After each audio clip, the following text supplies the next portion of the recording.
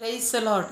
ನಮಗೆ ಆರೋಗ್ಯದಾಯಕನಾಗಿರುವಂತಹ ಯೇಸು ಕ್ರಿಸ್ತರ ಅತಿ ಪರಿಶುದ್ಧವಾದ ನಾಮದಲ್ಲಿ ನಾನು ನಿಮ್ಮನ್ನು ಹೊಂದಿಸ್ತಾ ಮತ್ತೊಂದು ಸಂದೇಶ ಜೊತೆ ನಾನು ನಿಮ್ಮ ಮುಂದೆ ಬಂದಿದ್ದೀನಿ. ದೇವರ ಹಸ್ತವು ತಾನೇ ಕಳೆದ ದಿನವೆಲ್ಲ ನಿಮ್ಮನ್ನು ನನ್ನನ್ನು ಆತ್ಮಿಕವಾಗಿ ವಾಕ್ಯಗಳ ಮೂಲಕವಾಗಿ ಬಲಪಡಿಸಿ ಚೈತನ್ಯಗೊಳಿಸಿ ಜೊತೆಗಾರರಾಗಿದ್ದು ನಡೆಸ್ತಿದ್ದಾರೆ. ವೈಯಕ್ತಿಕವಾಗಿ ನಮ್ಮ ಅಗತ್ಯಗಳನ್ನ ಪೂರೈಸಿ ನಾವು ಕೈಟ್ ಮಾಡ್ತಕ್ಕಂಥ ಕೆಲಸಗಳನ್ನು ಆಶೀರ್ವದಿಸಿ ಕಾದು ಪೋಷಿಸಿ ಜೊತೆಗಾರರಾಗಿದ್ದು ನಡೆಸ್ತಿರುವುದಕ್ಕಾಗಿ ದೇವರಿಗೆ ಸ್ತುತಿಯು ಘನವು ಮಹಿಮೆ ಸದಾ ಕಾಲವು ಸ್ವಂತವಾಗಿರಲಿ. ಆಮೇನ್. ಈ ದಿನದ ಸಂದೇಶದ ವಾಕ್ಯ ಭಾಗ ಮಾರ್ಕನ ಸುವಾರ್ತೆ 5ನೇ ಅಧ್ಯಾಯದಲ್ಲಿ 1ನೇ ವಾಕ್ಯದಿಂದ 20ನೇ ವಾಕ್ಯದವರೆಗೆ. Mark chapter 5 words 1 to 20.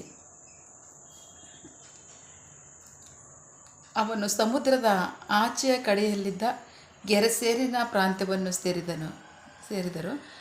ಯೇಸು ದೋಣಿಯಿಂದ ಇಳಿದು ಬರುವಾಗ ಅಶುದ್ಧಾತ್ಮವುಳ್ಳ ಒಬ್ಬನು ಸಮಾಧಿಯಿಂದ ಹೊರಬಂದು ಆತನನ್ನು ಸಂಧಿಸಿದನು.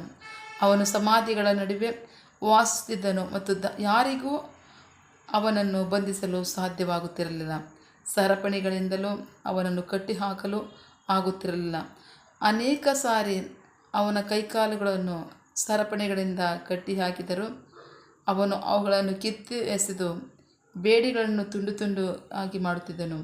ಅವನನ್ನು ಹತೋಟಿಯಲ್ಲಿಡುವಷ್ಟು ಬಲ ಯಾರಿಗೂ ಇರಲಿಲ್ಲ. ಅವನನ್ನು ಹಗಲು ಇರುಳು ಸಮಾಧಿಯಲ್ಲಿಯೂ ಗುಡ್ಡಗಳಲ್ಲಿಯೂ ಇರುವವನಾಗಿ ಅರಚುತ್ತಾ ಕಲ್ಲುಗಳಿಂದ ತನ್ನನ್ನು ತಾನೇ ಜಜ್ಜಿಕೊಳ್ಳುತ್ತಿದ್ದನು. ಅವನು ಯೇಸುವನ್ನು ದೂರದಿಂದ ನೋಡಿ ಓಡಿ ಬಂದು ಆತನ ಮುಂದೆ ಮೊಣಕಾಲೂರಿ ಮಹಾಶಬ್ದದಿಂದ ಆರ್ಭಟಿಸಿ, ಯೇಸುವೆ, ಅತ್ಯುನ್ನತನಾದ ದೇವಪುತ್ರನೇ, ನನ್ನ ಗೊಡವೆ ನಿನಗೇಕೆ? ದೇವರಾಣೆ, ನನ್ನನ್ನು ಪೀಡಿಸಬೇಡ ಎಂದು ಅರಚಿದನು. ಏಕೆಂದರೆ ಯೇಸು ಅವನಿಗೆ, ಅಶುದ್ಧಾತ್ಮವೇ, ಅವನನ್ನು ಬಿಟ್ಟು ಹೊರಗೆ ಬಾ ಎಂದು ಹೇಳಿದನು. ಆ ನಂತರ, ನಿನ್ನ ಹೆಸರೇನು ಎಂದು ಯೇಸು ಅವನನ್ನು ಕೇಳಿದಾಗ, ನನ್ನ ಹೆಸರು ದಂಡು, ಏಕೆಂದರೆ ನಾವು ಬಹುಮಂದಿ ಇದ್ದೇವೆ ಎಂದು ಹೇಳಿದನು. ಅವುಗಳನ್ನು ಆ ಪ್ರಾಂತ್ಯದಿಂದ ಹೊರಗಟ್ಟುವರೆಂದು ಅವನು ಯೇಸುವನ್ನು ಬೇಡಿಕೊಂಡನು. ಹತ್ತಿರದಲ್ಲಿದ್ದ ಗುಡ್ಡದ ಸಮೀಪದಲ್ಲಿ ಹಂದಿಗಳ ಒಂದು ದೊಡ್ಡ ಹಿಂಡು ಮೇಯುತ್ತಿತ್ತು. ನಾವು ಆ ಹಂದಿಗಳ ಹಿಂಡಿನೊಳಗೆ ಪ್ರವೇಶಿಸುವಂತೆ ನಮ್ಮನ್ನು ಅವುಗಳೊಳಗೆ ಕಳುಹಿಸು ಎಂದು ದೆವ್ವಗಳು ಯೇಸುವನ್ನು ಬೇಡಿಕೊಂಡವು.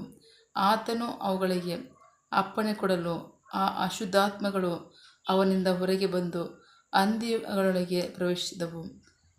ಸುಮಾರು 2,000 ಹಂದಿಗಳಿದ್ದು ಆ ಹಿಂಡು ಕಡಿದಾದ ಸ್ಥಳದಿಂದ ಸಮುದ್ರದೊಳಗೆ ಬಿದ್ದು ಮುಳುಗಿ ಸತ್ತು ಹೋದವು. ದೇವರಿಗೆ ಸ್ತೋತ್ರ. ನಾವು ವಾಕ್ಯವಾಗ ನೋಡ್ತಾ ಇದ್ವಿ. ಗೆರಸೇನ ಪ್ರಾಂತ್ಯದಲ್ಲಿ ಅಶುದ್ಧಾತ್ಮ ಹಿಡಿದಂತಹ ಒಬ್ಬ ಮನುಷ್ಯನ ಕುರಿತಂಥ ಪರಿಚಯ ನೋಡಿದ್ವಿ.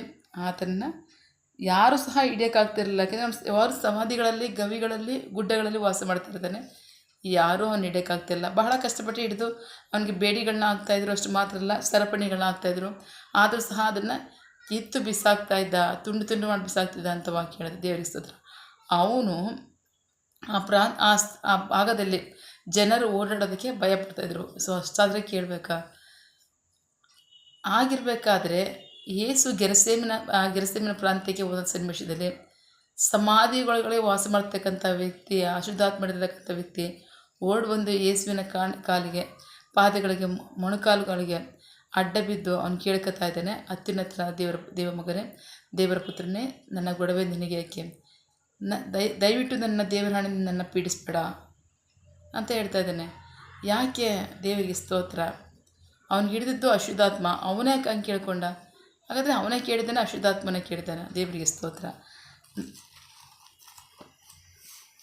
ಯೇಸು ಕ್ರಿಸ್ತರು ವಾಕ್ಯ ಭಾಗದಲ್ಲಿ ಇರ್ತಾರೆ, ಅಶುದ್ಧಾತ್ಮವು ಒಬ್ಬ ಮನುಷ್ಯನನ್ನೇ ಬಿಟ್ಟು ಹೋದ್ಮೇಲೆ ಅದು ನೀರಿಲ್ಲ ಸ್ಥಳಗಳಲ್ಲಿ ಅಲೆದಾಡಿ ಅದು ಸಿಕ್ಕದೆ ಹೋದಂಥ ಸನ್ನಿವೇಶದಲ್ಲಿ ತಾನು ಬಿಟ್ಟು ಹೋದಂಥ ಮನೆಯನ್ನು ಹುಡುಕಿ ತಿರುಗಿ ಬಂದು ಅದರಲ್ಲಿ ನಿವಾಸ ಮಾಡೋದು ಶುರು ಮಾಡುತ್ತೆ. ಒಂದೇ ಹೊರತಂದರೆ ಇಲ್ಲ, ಅದರ ಜೊತೆಯಲ್ಲಿ ಇನ್ನೂ ಬಲಿಷ್ಠವಾದಂತಹ ಆತ್ಮಗಳ ಕರ್ಕೊಬಂದು 7 ಆತ್ಮಗಳ ಕರ್ಕೊಬಂದು ಮತ್ತಾಯನ ಸುವಾರ್ತೆ 13-12ನೇ ಅಧ್ಯಾಯ, ಅದಕ್ಕಿಂತಲೂ ಬಲಿಷ್ಠವಾದಂಥ 7 ಆತ್ಮಗಳ ಕರ್ಕೊಬಂದು ಅಲ್ಲಿ ನಿವಾಸ ಮಾಡುತ್ತೆ ಅಂತ ವಾಕ್ಯದಲ್ಲಿ ಯೇಸು ಕ್ರಿಸ್ತರು ಹೇಳ್ತಾರೆ. ದೇವರಿಗೆ ಸ್ತೋತ್ರ.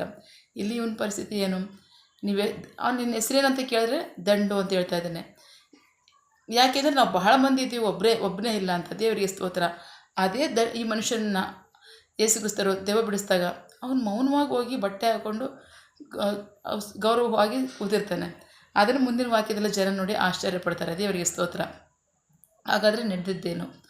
ಪ್ರೀತಿ ದೇವ್ರ ಮಕ್ಕಳೇ, ಆತ್ಮ ದೇವರಿಂದ ಬಂದಿರತಕ್ಕಂಥದ್ದೇ ಓಕೆ. ಆದರೆ ಸೈತಾನ್ ನಮ್ಮನ್ನು ಬಾಧಿಸೋದಕ್ಕೆ ಶರೀರ ಕೇಳ್ಕೊತಾನೆ ಅಂದರೆ ಖಂಡಿತವಾಗ್ಲೂ ಕೇಳ್ಕೊಂಡಿದ್ದಾನೆ. ಕೇಳ್ಕೊಂಡಾಗ ಸಾಕ್ಷಿ ಇಲ್ವಾ? ಯೋಬನ ಶರೀರವನ್ನು ಬಾಧಿಸೋದಕ್ಕೆ ಅನುಮತಿ ಕೇಳ್ಕೊಳ್ಳಲ್ವ? ಕೇಳ್ಕೊಂಡೆ. ಯಾಕೆಂದರೆ ದೇವರೇ, ನಿನ್ನ ಯೋಬನನ್ನೀಗ ಬಹಳವಾಗಿ ಆಶೀರ್ವದಿಸಿದೆಯಾ, ಅವನಿಗೆ ಯಾವ ಕೊರತೆಯೂ ಇಲ್ಲ. ಅಷ್ಟು ಮಾತ್ರ ಅಲ್ಲ, ಅವನ ಸುತ್ತ ನಿನ್ನ ಬೇಲಿಯಾಗಿ ಕಾಯ್ತಿದೆಯಾ ದೇವರೇ. ಹಾಗಾಗಿ ಅವನು ನಿನ್ನನ್ನು ಬಹಳವಾಗಿ ಮಹಿಮೆಪಡಿಸ್ತಾನೆ. ಆದರೆ ಒಮ್ಮೆ ನೀವು ಅವನ್ನ ಬಾಧ್ಯಪಡಿಸೋದಕ್ಕೆ ನನಗೆ ಒಂದು ಸಣ್ಣ ಅವಕಾಶ ಕೊಡಿ ಅಂತ ಕೇಳ್ಕೊಂಡ. ದೇವರು ಅವನ ಆತ್ಮವನ್ನು ಮುಟ್ಟೋದಕ್ಕೆ ಮಾತ್ರ ನಿನಗೆ ಯಾವುದೇ ಅಧಿಕಾರ ಇಲ್ಲ.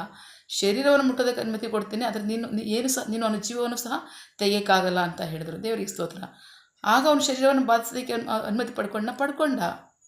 ಸೊ ಹಾಗಾಗಿ ಪ್ರೀತಿ ದೇವ್ರ ಮಕ್ಕಳೇ, ಶರೀರವನ್ನು ಬಾಧಿಸೋದಕ್ಕೆ ಶೈತಾನನು ಅನುಮತಿ ಪಡ್ಕೊಂಡಿದ್ದಾನೆ, ಅವನು ಬಾಧಿಸ್ತಾನೆ. ಸೊ ಹಾಗಾಗಿ ದೇವರ ಮಕ್ಕಳಾಗಿದ್ದೀವಿ ನಾವು ಒಂದು ಅಕ್ಷರಕ್ಕೆ ನಮಗೆ ಬಾಧೆಗಳಿಲ್ಲ, ಸಮಸ್ಯೆಗಳಿಲ್ಲ, ಕಷ್ಟಗಳಿಲ್ಲ. ಎಲ್ಲರಿಗೂ ಉಂಟು ಕಷ್ಟಗಳು, ಬಾಧೆಗಳು, ಸಮಸ್ಯೆಗಳು. ಅದಕ್ಕಿಂತ ಹೆಚ್ಚಾಗಿ ಒಬ್ಬ ಮನುಷ್ಯನಿಂದ ಬಿಟ್ಟುವಂಥ ಆತ್ಮ ಅದು ಅಲಿತಾ ಇರುತ್ತೆ. ಇಲ್ಲಿ ಮತ್ತಾಯನ ಸುವಾರ್ತೆ 12ನೇ ಅಧ್ಯಾಯದಲ್ಲಿ ಯೇಸು ಕ್ರಿಸ್ತರು ಅದನ್ನು ಹೇಳ್ತಾ ಇದ್ದಾರೆ. ಏನು ಹೇಳ್ತಾ ಇದ್ದಾರೆ? ಒಂದು ಅಶುದ್ಧಾತ್ಮ ಒಬ್ಬನನ್ನು ಬಿಟ್ಟು ಹೋದ್ಮೇಲೆ ಅದು ನೀರಿಲ್ಲದ ಸ್ಥಳದಲ್ಲೇ ಅಲ್ಲಾಡುತ್ತೆ. ನೀರಿಲ್ಲ ಸ್ಥಳದಲ್ಲೇ ಅಲದಾಡಿ ಅದಕ್ಕೆ ಅದು ಸಿಕ್ಕದೆ ಹೋದಾಗ ಅದು ತಿರುಗಿ ತಾನು ಬಿಟ್ಟುವಂಥ ಮನೆಗೆ ಹುಡಿಕೊಂಡು ಬಂದು ಅಲ್ಲಿ ನಿವಾಸ ಮಾಡೋದಕ್ಕೆ ಆರಂಭ ಮಾಡುತ್ತೆ. ಒಂದೇ ಇರಲ್ಲ, ಅದ್ರ ಜೊತೆ 7 ಬಲಿಷ್ಠ ಆತ್ಮಗಳನ್ನ ಕರ್ಕೊಬಂದು ಅಲ್ಲಿ ನಿವಾಸ ಮಾಡೋದಕ್ಕೆ ಅದು ಕಾರ್ಯ ಮಾಡುತ್ತೆ ಅಂತ ವಾಕ್ಯ ಹೇಳುತ್ತೆ. ದೇವರಿಗೆ ಸ್ತೋತ್ರ. ಯಾಕೆಂದರೆ ಅದಕ್ಕೆ ಆಹಾರ ಬೇಕು. ಅಷ್ಟು ಮಾತ್ರ ಅಲ್ಲ, ಒಂದು ಆತ್ಮಕ್ಕೆ ಅದು ವಾಸ ಮಾಡೋಕ್ಕೊಂದು ಶರೀರ ಬೇಕು. ಆ ಶರೀರ ಆತ್ಮಕ್ಕೆ ಬೇಕಾಗಿರೋದ್ರಿಂದ ಅದು ಖಂಡಿತವಾಗಲೂ ಯಾವುದಾದ್ರೂ ಒಂದು ಶರೀರವನ್ನು ಅದು ಬಯಸುತ್ತೆ, ಯಾವುದಾದ್ರೂ ಒಂದು ಶರೀರವನ್ನು ಅದು ಹುಡುಕಿ ಬರುತ್ತೆ. ಸೊ ಹಾಗಾಗಿ ದೇವರಿಗೆ ನಾವು ವಾಕ್ಯಕ್ಕೆ ಪ್ರಕಾರವನ್ನು ನಡೆಯಲಿಲ್ಲ ಅಂದರೆ ಕಷ್ಟ ಇರುತ್ತೆ, ಖಂಡಿತವಾಗ್ಲೂ ಕಷ್ಟ ಇರುತ್ತೆ. ಬೇರೆಯವರು ಅಂತಲ್ಲ, ದೇವರ ಮಕ್ಕಳವರು ಕಷ್ಟ ಇರುತ್ತೆ. ಅಂದ್ಕೋತಾರೆ ಕೆಲವರು, ಮೊದಲು ಬಹಳ ಒಳ್ಳೆಯವನಾಗಿದ್ದ, ಮೊದಲು ಬಹಳ ಆತ್ಮಿಕರಾಗಿ ಜೀವಿಸ್ತಿದ್ದ, ಮೊದಲು ಬಹಳ ಭಯಭಕ್ತಿ ಇತ್ತು, ಆದರೆ ಈಗ ಅದಿಲ್ಲ. ಅವ್ನು ಬದಲಾಗ್ತಾ ಇದ್ದಾನೆ. ಅವ್ರ ಜೀವಿತ ಹಿಂಗಿದೆ, ಇವಳ ಜೀವಿತ ಹಿಂಗಿದೆ, ಅವಳ ಜೀವಿತ ಹಿಂಗಿದೆ ಅಂತ. ಹೌದು, ಶರೀರವನ್ನು ಬಾಧಿಸೋದಕ್ಕೆ ಅನುಮತಿ ಉಂಟು. ಹಾಗಾಗಿ ನಿಮ್ಮ ಶರೀರವನ್ನು ಕೋರ್ಕೊಂಡಿದ್ದಾನೆ, ನಿಮ್ಮ ಶರೀರವನ್ನು ಬಾಧಿಸ್ತಾನೆ. ದೇವರಿಗೆ ಸ್ತೋತ್ರ. ಸೊ ಯಾವಾಗ ಅಂದರೆ ವಾಕ್ಯಕ್ಕೆ ವಿರುದ್ಧವಾಗಿ ಜೀವಿಸುವಂಥ ಸನ್ನಿವೇಶದಲ್ಲಿ ಅಹಂಕಾರ, ನಾನು ಅನ್ನೋದಿರೋ ಕಡೆ ನಿಶ್ಚಯವಾಗಿ ಅಲ್ಲಿ ಸೈತಾನ ಸಂಪೂರ್ಣವಾಗಿ ಆವರಿಸ್ಕೋತಾನೆ. ಯಾಕೆಂದರೆ ನಿಮ್ಮನ್ನು ಪರೀಕ್ಷೆ ಮಾಡೋದು ಅದೇ ಸನ್ನಿವೇಶದಲ್ಲಿ. ಯೆಶಾಯ ಪ್ರವಾದಿ ಪುಸ್ತಕದಲ್ಲಿ ದೇವರು ಹೇಳ್ತಾ ಇದ್ದಾರೆ, ದೀನರ ಸಂತೋಷವು ಯೆಹೋವನಲ್ಲಿ ಅಧಿಕವಾಗುವುದು, ಮನುಷ್ಯರಲ್ಲಿ ಬಡವನು ಇಸ್ರಾಯೇಲಿನ ಪರಿಶುದ್ಧನ ಆನಂದಿಸುವನಂತ. ದೇವರಿಗೆ ಸ್ತೋತ್ರ. ಯಾರು ದೀನರು, ನೀವು ಐಶ್ವರ್ಯವಂತರೇ ಆಗಿರ್ಬೋದು ನಿಜ, ನೀವು ಜ್ಞಾನಿಗಳಾಗಿರ್ಬೋದು ನಿಜ, ನೀವು ತಗ್ಗಿಸ್ಕೊಳ್ಳೋದಾದರೆ, ದೀನ ಹೃದಯವುಳ್ಳವರಾಗಿರೋದರೆ ನಿಜವಾಗ್ಲೂ ದೇವರು ನಿಮ್ಮ ಸಂಗ್ರಹದ ಕಾರ್ಯ ಮಾಡ್ತಾರೆ. ಸೊ ಆಗ ನಿಮ್ಮನ್ನು ಜಯಿಸೋದಕ್ಕೆ ಆಗಲಿ, ನಿಮ್ಮ ವಿರುದ್ಧ ಕಾರ್ಯ ಮಾಡೋದಕ್ಕೆ ಆಗಲಿ ಯಾರಿಗೂ ಹೋಗಲ್ಲ. ನೀವು ಯಾವಾಗ ನಾನು ಅಂತೀರೋ, ನನಗೆ ಖಂಡಿತವಾಗ್ಲೂ ಪರೀಕ್ಷೆ ಉಂಟು, ನಾನು ಅನ್ನೋನಲ್ಲಿ ದೇವರಿರಲ್ಲ. ಅವ್ರು ಮುಂಚಿತವಾಗಿ ಹೇಳಿದ್ದಾರೆ ಯೆಹೋಶುವನ ಪುಸ್ತಕದಲ್ಲಿ, ನಿಮ್ಮಲ್ಲಿ ಪಾಪ ಇದೆ, ನಿಮ್ಮಲ್ಲಿ ಪಾಪ ಇರೋದ್ರಿಂದ ನಾನು ನಿಮ್ಮ ಸಂಗ್ರಹ ಬರಲ್ಲ, ನಿಮ್ಮಲ್ಲಿ ನಾನು ಇರಲ್ಲ, ನಿಮ್ಮೊಳಗೆ ನಾನು ನಿವಾಸ ಮಾಡಲ್ಲ ಅಂತ. ದೇವರಿಗೆ ಸ್ತೋತ್ರ. ಸೊ ಹಾಗಾಗಿ ಪ್ರೀತಿ ದೇವ್ರ ಮಕ್ಕಳೇ, ತಗ್ಗಿಸ್ಕೊಂಡಾಗ ಮಾತ್ರ ದೇವರು ನಮ್ಮಲ್ಲಿದ್ದು ಕಾರ್ಯ ಮಾಡ್ತಕ್ಕಂಥದ್ದು, ನಮ್ಮ ಸಂಗ್ರಹದ್ದು ಕಾರ್ಯ ಮಾಡ್ತಕ್ಕಂಥದ್ದು, ದೇವರ ಮಹಿಮೆ ಪ್ರಕಟವಾಗ್ತಕ್ಕಂಥದ್ದು. ನೀವು ಯಾವಾಗ ತಗ್ಗಿಸ್ಕೋತೀರೋ ಆವಾಗಲೇ ನಿಮ್ಮನ್ನು ಜಯ ಕೊಟ್ಟು ನಿಮ್ಮ ಮೇಲೆ ಹತ್ತೋದಕ್ಕೆ ದೇವರು ಪ್ರಯತ್ನ ಪಡ್ತಾರೆ. ಸೊ ನಾನು ಅನ್ನೋ ಕಡೆ ದೇವ್ರು ಇರಲ್ಲ, ಅಲ್ಲಿ ದೇವರ ಕಾರ್ಯ ನಡೆಯಲ್ಲ. ಅದು ಬಹಳ ಅಪಾಯದ ಕಾರ್ಯ, ಅದು ಆ ಮಾರ್ಗ ಅಪಾಯವಾದಂಥ ಮಾರ್ಗ. ಸೊ ಹಾಗಾಗಿ ವಾಕ್ಯಕ್ಕೆ ವಿರುದ್ಧವಾಗಿ ಜೀವಿಸೋದಾದರೆ ಖಂಡಿತವಾಗ್ಲೂ ನಿಮ್ಮ ಶರೀರವನ್ನು ಬಾಧೆಪಡಿಸೋದಕ್ಕೆ ಸಮಸ್ಯೆಗಳು ಉಂಟು. ವಾಕ್ಯಕ್ಕೆ ವಿರುದ್ಧವಾಗಿ ಜೀವಿಸುವಾಗ, ವಾಕ್ಯಕ್ಕೆ ಭಯಭಕ್ತಿಯುಳ್ಳವರಾಗಿ ವಾಕ್ಯದ ಪ್ರಕಾರವಾಗಿ ಜೀವಿಸೋದಾದರೆ ಖಂಡಿತವಾಗ್ಲೂ ನಿಮ್ಮ ಟಚ್ ಮಾಡೋದಕ್ಕೆ ಯಾರಿಗೂ ಅಧಿಕಾರ ಇರಲ್ಲ, ಅಂದರೆ ಯಾವ ದುರಾತ್ಮಕ್ಕೂ ಅಧಿಕಾರ ಇರಲ್ಲ. ಸೊ ಹಾಗಾಗಿ ಪ್ರೀತಿ ದೇವ್ರ ಮಕ್ಕಳೇ, ಇಲ್ಲಿ ಆ ದಂಡು ಅನ್ನೋ ಮನುಷ್ಯನನ್ನು, ಭಾಳಷ್ಟು ದೆವ್ವಗಳ ಗುಂಪಿದ್ದಂಥ ಮನುಷ್ಯನನ್ನು ದುರಾತ್ಮವು ಬಾಧೆಪಡಿಸುವಂಥ ಸನ್ನಿವೇಶದಲ್ಲಿ ಯಾರು ಕೆಲವೊಂದು ಇಡೋಕ್ಕಾಗ್ತಿರಲಿಲ್ಲ, ಅಷ್ಟು ಕಠಿಣವಾಗಿ, ಅಷ್ಟು ಘೋರವಾದಂಥ, ಅಷ್ಟು ಬಲಶಾಲಿಯಾಗಿ ಅವನು ಕಾರ್ಯ ಮಾಡ್ತಾನೆ ಅಂತ ವಾಕ್ಯ ಹೇಳುತ್ತೆ. ಸೊ ಅದೇ ಆ ದುರಾತ್ಮ ಪೀಡಿತನನ್ನೀಗ ಯೇಸು ಬಿಡಿಸಿದಾಗ, ಅವನು ಮುಂದಿನ ವಾಕ್ಯದಲ್ಲಿ 14ನೇ ವಾಕ್ಯದಿಂದ, ಆ ಹಂದಿಗಳನ್ನು ಮೇಯಿಸುತ್ತಿದ್ದವನು ಓಡಿ ಹೋಗಿ ಊರು ಕೇರಿಗಳಲ್ಲಿ ನಡೆದ ಸಂಗತಿಯನ್ನು ತಿಳಿಸಿದನು, ಮತ್ತು ನಡೆದಿದ್ದನ್ನು ನೋಡಲು ಜನರು ಬಂದರು. ಅವರು ಯೇಸುವಿನ ಬಳಿಗೆ ಬಂದಾಗ ದೆವ್ವಗಳ ದಳದಿಂದ ಪೀಡಿತನಾಗಿದ್ದವನು ಬಟ್ಟೆಯನ್ನು ತೊಟ್ಟುಕೊಂಡು ಸ್ವಸ್ಥನಾಗಿ ಕುಳಿತುಕೊಂಡಿರುವುದನ್ನು ನೋಡಿ ಭಯಪಟ್ಟರು. ದೇವರಿಗೆ ಸ್ತೋತ್ರ. ನೋಡಿ, ಯೇಸು ಕ್ರಿಸ್ತರನ್ನು ಬಿಡಿಸಿದಾಗ ಒಂದು ಮಾತಿನಲ್ಲೇ ಯೇಸು ಕ್ರಿಸ್ತರು ಹೇಳಿದ್ರು, ನೀವು ಬಿಟ್ಟು ಹೋಗು, ಅವನು ಬಿಟ್ಟು ಒಂದು ಹೊರಗೆ ಬನ್ನಿ ಅಂತ ಹೇಳಿದಾಗ ಬಿಟ್ಟು ಬಂದವು. ಸೊ ಆಗ ಅವ್ರು ಕೇಳ್ಕೊಂಡಿದ್ದೇನೆ ಅಂತಂದರೆ ದುರಾತ್ಮಗಳು, ದಯಮಾಡಿ ನಮ್ಮನ್ನು ಅನಾಥರನ್ನ ಮಾಡಬೇಡ, ದೇವಪುತ್ರನೇ ಯೇಸುವೆ ಕರ್ತನೆ, ನಮ್ಮನ್ನು ಅನಾಥರನ್ನ ಮಾಡಬೇಡ, ನಾವು ಅನಾಥವಾಗಿ ಅಲೆಯೋಕ್ಕಾಗಲ್ಲ, ನಮಗೊಂದು ಶರೀರ ಬೇಕು. ದೇವರಿಗೆ ಸ್ತೋತ್ರ. ಕೇಳ್ಕೊಂಡಿದ್ದಾರಲ್ವ ಇಲ್ಲಿ. ಸೊ ಹಾಗಾಗಿ ಪ್ರೀತಿ ದೇವ್ರ ಮಕ್ಕಳೇ, ಅವಿಧೇಯರಾಗಿ ಜೀವಿಸೋದ್ರೆ ಖಂಡಿತವಾಗ್ಲೂ ನಿಮ್ಮ ಶರೀರವನ್ನು ನೀವು ಒಪ್ಪಿಸ್ಕೊಟ್ಟಿದ್ದೀರಾ ಅಂತ ಅರ್ಥ.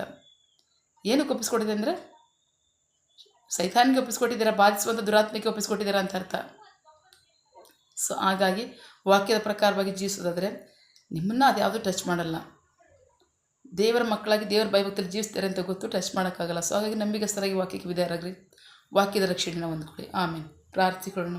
ಸಕಲ ಸೃಷ್ಟಿಕರ್ತನೇ, ಸರ್ವಾಧಿಕಾರಿಯೇ, ಸಾರ್ವಭೌಮನೇ, ಉನ್ನತನೇ, ಮಹೋನ್ನತನೇ, ಮಹಾಪರಿಶುದ್ಧನೇ, ಪ್ರೀತಿ ಸ್ವರೂಪನೇ, ನೀತಿವಂತನೇ, ಅಧಿಪತಿಯೇ, ಸೇನಾಧೀಶ್ವರನೇ, ಇರುವಾತನೇ, ಸರ್ವವ್ಯಾಪಿಯೇ. ಸಪ್ಪ, ಈ ದಿನ ವಾಕ್ಯಗಳ ಮೂಲಕವಾಗಿ ನಮ್ಮ ಸಂಗಡ ಮಾತಾಡಿದಂತಹ ನಿಮ್ಮ ಪ್ರೀತಿಗಾಗಿ, ನಂಬಿಗಸ್ತಿಗೆ ನಿಮಗೆ ಸ್ತೋತ್ರ.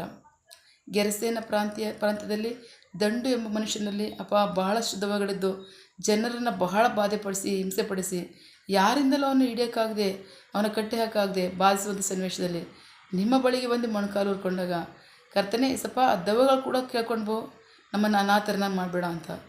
ದೇವರೇ, ನೀವು ಯಾರನ್ನೂ ಅನಾಥರನ್ನ ಮಾಡಲ್ಲ ನಿಜ, ಆದರೆ ನಿನ್ನ ಜನರು ಭಯಭಕ್ತಿ ಉಳ್ಳವರಾಗಿ ಜೀವಿಸೋದಾದರೆ ಅವರ ಆತ್ಮವನ್ನು ಮಾತ್ರ ಅಲ್ಲ, ಶರೀರವನ್ನು ಸಹ ಕಾಪಾಡಿಕೊಳ್ಳೋರಾಗಿರ್ತಾರೆ. ಆಮೇನ್. ಸೊ ಹಾಗಾಗಿ ನಂಬಿಗಸ್ತರಾಗಿ ವಾಕ್ಯಕ್ಕೆ ವಿಧೇಯರಾಗ್ತಕ್ಕಂಥ ಒಬ್ಬೊಬ್ಬರನ್ನು ನೀವು ಆಶೀರ್ವದಿಸಿ ನಡೆಸಿ, ನಿಮಗೆ ಮಹಿಮೆಯಾಗಲಿ, ಜನರಿಗೆ ಆಶೀರ್ವಾದವಾಗಲಿ. ಆಮೇನ್. ನಿನ್ನ ಜನರು ಕೈಟ್ ಮಾಡ್ತಕ್ಕಂಥ ಕೆಲಸವನ್ನು ಆಶೀರ್ವದಿಸು, ಅವರ ಅವಶ್ಯಕತೆಗಳನ್ನ, ಅಗತ್ಯಗಳನ್ನ ಪೂರೈಸು, ಕೊರತೆಗಳನ್ನ ನೀಗಿಸು. ಆಮೇನ್. ಯಾವ ಕಾರ್ಯದಲ್ಲಿ ಅವರು ನಿರೀಕ್ಷೆ ಉಳ್ಳವರಾಗಿದ್ದಾರೆ, ಮಕ್ಕಳ ವಿದ್ಯಾಭ್ಯಾಸ, ಆರೋಗ್ಯ, ಅವರ ಜೀವನ ಅವಶ್ಯಕತೆಗಳ ಅಗತ್ಯಗಳು, ಯೌವನಸ್ಥರ ವಿದ್ಯಾಭ್ಯಾಸ, ಆರೋಗ್ಯ, ಅವರ ಜೀವನ ಅವಶ್ಯಕತೆಗಳ ಅಗತ್ಯಗಳು, ಕೆಲಸ, ಬಿಸಿನೆಸ್, ಸೇವೆ, ವಿವಾಹ ಕಾರ್ಯ, ವಯಸ್ಸಾದವರ ಜೀವನ ಅವಶ್ಯಕತೆಗಳ ಅಗತ್ಯಗಳು, ಆರೋಗ್ಯ, ಸೇವೆ, ಯಾವ ಕಾರ್ಯದಲ್ಲಿ ಅವರು ನಿರೀಕ್ಷೆ ಉಳ್ಳವರಾಗಿದ್ದಾರೆ, ಕಾರ್ಯದಲ್ಲಿ ತಕ್ಕ ಸಮಯದಲ್ಲಿ ನಿಮ್ಮ ಚಿತ್ತಾನುಸಾರವಾಗಿ ಅವರದನ್ನು ಹೊಂದ್ಕೊಳ್ಳಿ. ಆಮೇನ್. ನೀವು ಹಾಗೆ ಮಾಡೋ ಪ್ರೀತಿಗಾಗಿ, ನಂಬಿಗಸ್ತಿಗೆ ನಿಮಗೆ ಸ್ತೋತ್ರ. ನಮ್ಮ ಪ್ರಾರ್ಥನೆ ನೀವು ಕೇಳಿದ್ದೀರಾ, ಅದರಂತೆ ನಡೆಸ್ತಿರೋದಕ್ಕಾಗಿ ಸ್ತೋತ್ರ. ನಮ್ಮ ಪ್ರಾರ್ಥನೆಯನ್ನು ನಮ್ಮ ರಕ್ಷಕನಾದ ಯೇಸು ಕ್ರಿಸ್ತರ ಅತಿ ಪರಿಶುದ್ಧವಾದ ನಮ್ಮದಲ್ಲಿ ಪ್ರಾರ್ಥಿಸಿ ನಿಮ್ಮ ಪಾದಗಳು ಸಲ್ಲಿಸಿ ನಾವು ಬೇಡುವಂತಿದ್ದೇವೆ ನಿಮ್ಮ ಜೀವನ ತಂದೆ. Amen. God bless you all. ದೇವರು ತಾನೇ ಇದನ್ನು ವಾಕ್ಯಗಳ ಮೂಲಕವಾಗಿ ನಮ್ಮ ಸಂಗಡ ಮಾತನಾಡಿದ್ದಾರೆ, ನಮ್ಮನ್ನು ಆಶೀರ್ವದಿಸಿದ್ದಾರೆ. ಆಮೇನ್. All the best.